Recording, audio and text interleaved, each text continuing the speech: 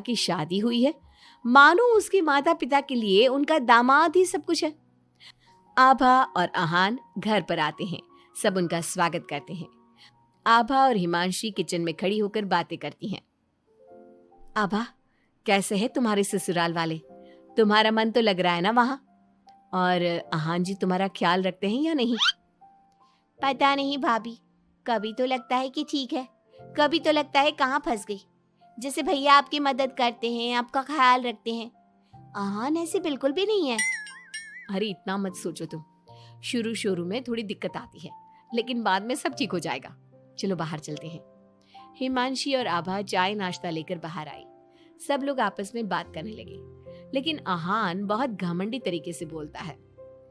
आपका घर तो बहुत बड़ा है ससुर जी, आपका और कुशल का बिजनेस भी बहुत अच्छा चल रहा है, तो आप लोगों ने दहेज देने में इतनी कंजूसी क्यों की? अरे दामाद जी, कैसी बात कर रहे हो? आपके परिवार ने जिस जिस चीज की मांग की थी वो सब हमने आपको दिया है। अगर किसी चीज की फिर भी कमी रह गई है तो बता दीजिए। कुछ चीजें बिना मांगे भी तो दी जा सकती है ससुर जी। आहान, अगर तुम्हें कुछ और चाहिए तो बता दो, हम तुम्हारी सारी इच्छा पूरी करेंगे। आहान प्लेट से बिस्किट उठाकर बोलता है। मांगने से दिया तो क्या दिया, वैसे भी आप लोग मेरी डिमांड कभी पूरी नहीं कर पाओगे। आभा और आहान अपने घर चले गए। उनके जाने के बाद कुशल कहता है। मम्मी, हमने आभा की शादी गलत घर में तो नहीं कर दी? आहान और उसके घर वाले तो लालची लग रहे हैं। अरे चुप कर तू। दामाद ऐसे ही होते हैं, तेरी तरह नहीं कि तूने अपने ससुराल वालों से कुछ नहीं लिया और हर समय अपनी पत्नी से चिपका रहता है। ऑफिस से थका हारा आता है और अपनी पत्नी के साथ घर के कामों में मदद करता है। मम्मी, दहेज लेना तो गलत बात है ना, और हमारे पास किस चीज की कमी है? मैं अगर हिमांशी का घर के काम में हाथ बटाता हूँ तो वो भी मेरा ऑफिस का बहुत सारा काम करती है। इसमें बुरा क्या है? पति पत्नी को एक दूसरे की मदद करनी चाहिए। बेटा, किसी चीज की कमी तो आहान के घर पर भी नहीं है, लेकिन फिर भी हमने उसे दहेज दिया ना। ना केवल दहेज दिया बल्कि उनकी जो भी डिमांड थी वो सारी पूरी की। और उसने क्या किया? आपके और मम्मी के सामने ताने सुनाकर चला गया।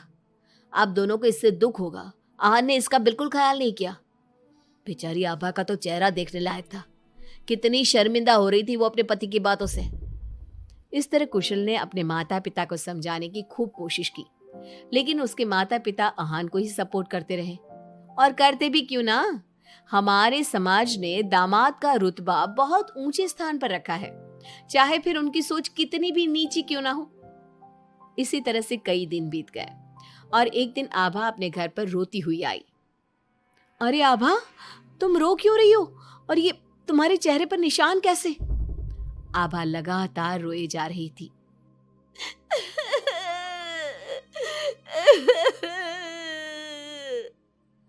अरे बता मेरी बच्ची, क्या हुआ है तुझे? मत रो इस तरह, मेरा तो दिल बैठा जा रहा है। क्या हुआ है बेटा? हिमांशी और दुर्गा के बार बार पूछने पर आभा ने बताया। मम्मी, मुझे आहान ने बहुत मारा है। क्या? दामाद जी ने तुझ पर हाथ उठाया? लेकिन क्यों? वो रोज शराब पी कर आते हैं और मुझे मारते हैं, लेकिन आज तो उन्होंने हद ही कर दी।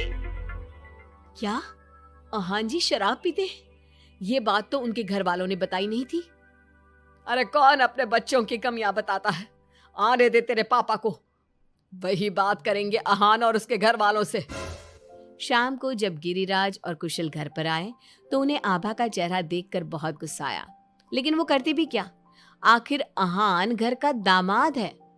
पर आभा के चेहरे पर चोट के निशान देखकर कुशल से चुप नहीं रहा गया। कुशल ने फोन करके आहान से बात की। आहान, तुम्हारी हिम्मत कैसे हुई मेरी बहन पर हाथ उठाने की? तुम्हारी बहन घर में किसी की बात नहीं सुनती, जो उसके मन में आता है वही करती है। अब तुम ही बताओ, मैं कैसे चुप बैठ सकता हूँ? अगर वो किसी की बात नहीं सुनेगी तो तुम उस पर हाथ उठाओगे? मैं तुम्हारी तरह नहीं कि अपनी पत्नी के पीछे पीछे घूमता रहूं। अगर तुम्हारी बहन जरा भी टेढ़ी चली ना तो मैं उसे इसी तरह से मारूंगा। ये बोलकर आहान ने फोन काट दिया। ये सुनकर कुशल को बहुत गुस्सा आया। कुशल ने कहा, अब आभा अपने ससुराल नहीं जाएगी। आपने उसकी शादी गलत इंसान से कर दी। वो आदमी आभा के लायक ही नहीं है। अरे पागल हो गया है क्या? अपनी शादीशुदा बहन को घर पर बिठाएगा? लोग क्या कहेंगे? मम्मी, आपको अपनी बेटी की चिंता है या लोगों की? आहान हमारा दामाद है और घर में छोटे मोटे झगड़े तो होते ही रहते हैं। हमें इन बातों पर ध्यान नहीं देना चाहिए। हम आहान के माता पिता से बात करेंगे। आभा को आहान बिल्कुल पसंद नहीं था, लेकिन उसके माता पिता समाज के डर से उसे बार बार आहान के घर पर भेज देते थे। इस बार भी आभा को अपने ससुराल जाना पड़ा। एक दिन हिमांशी की तबीयत खराब हो गई तो उसने घर का काम नहीं किया। तबीयत खराब होने का बहाना बनाकर सुबह से लेटी है। तुझे इस घर में जितना आराम मिला है ना, दुनिया में किसी बहू को कहीं इतना आराम नहीं मिला होगा। तेरा तो पति भी तेरे साथ काम कराता है। देख मेरी आभा को, बेचारी कितना पिटती है अपने पति से और सारे घर का काम खुद ही करती है। शाम को जब कुशल घर आता है तो हिमांशी उसे सारी बात बताती है। तुम मम्मी की बात का बुरा मत माना करो। मम्मी चाहती है कि मैं उनके निकम्मे दामाद की तरह बन जाऊं, जो अपनी पत्नी की बिल्कुल भी इज्जत नहीं करता। लेकिन मैं ऐसा नहीं बन सकता। कुशल ने हिमांशी का बहुत ख्याल रखा और वो जल्दी ही ठीक हो गई। वहीं आहान आभा के साथ बहुत बुरा बर्ताव करता था। आभा के माता पिता ना तो आभा की बात सुनते और ना ही कुशल की। एक दिन आहान किसी काम के सिलसिले में शहर से बाहर गया हुआ था। वो जिस होटल में रुका था वहां उसे आहान दिखा। अरे ये तो आहान लग रहा है, मगर इसके साथ ये लड़की कौन है? कुशल ने वहां कुछ लोगों से पूछताछ की तो उन्होंने बताया, ये तो अक्सर इस होटल में अलग अलग लड़कियों के साथ आते हैं, लेकिन आप ये सब क्यों पूछ रहे हो? कुशल बिना कुछ बोले वहां से चला जाता है और घर आकर सभी को ये बात बताता है, लेकिन उसके माता पिता को तो इस बात से भी कोई फर्क नहीं पड़ा। अरे बेटा, इस बात को यहीं खत्म कर दो। हम आहान से क्या कह सकते हैं? आखिर वो हमारे घर का दामाद है। बेटा देख, ये बात ना आभा को मत बताना, नहीं तो उसे बहुत बुरा लगेगा। आप दोनों किस मिट्टी के बने हैं? दामाद दामाद कहकर आपने उसे सर पर चढ़ा दिया। मैं आपकी बहू के साथ अच्छा बर्ताव करता हूं तो आप मुझे झोरू का गुलाम कहते हैं। और आहान आपकी बेटी को जानवर की तरह पीटता है, आप तब भी उससे बात करने की हिम्मत नहीं करते। आप लोग बेटे और दामाद में इतना फर्क क्यों करते हो? बेटा, दामाद को तो सर का ताज समझा जाता है, हमेशा से ऐसा ही चलता आया है। अरे हमारे समाज ने ऐसे ही नियम बनाए हैं। चाहे वो आपकी बेटी के साथ कैसा भी बर्ताव करे, उसे जानवरों की तरह मारे पीटे। मम्मी, ये पुराने जमाने की बातें हैं। आजकल कोई पढ़ी लिखी लड़की इतना नहीं पीट रही जितनी हमारी आभा पीट रही है, वो भी सिर्फ आप दोनों की वजह से। मैं आज ही उसके ससुराल जाकर उसे सारी बात बता दूंगा और आखिरी फैसला उसका होगा। कुशल और हिमांशी आभा के पास जाकर उसे आहान की सारी सच्चाई बता देते हैं। आभा अपने भाई के साथ आ जाती है। घर आकर वो अपने पति को तलाक के पेपर भेजती है।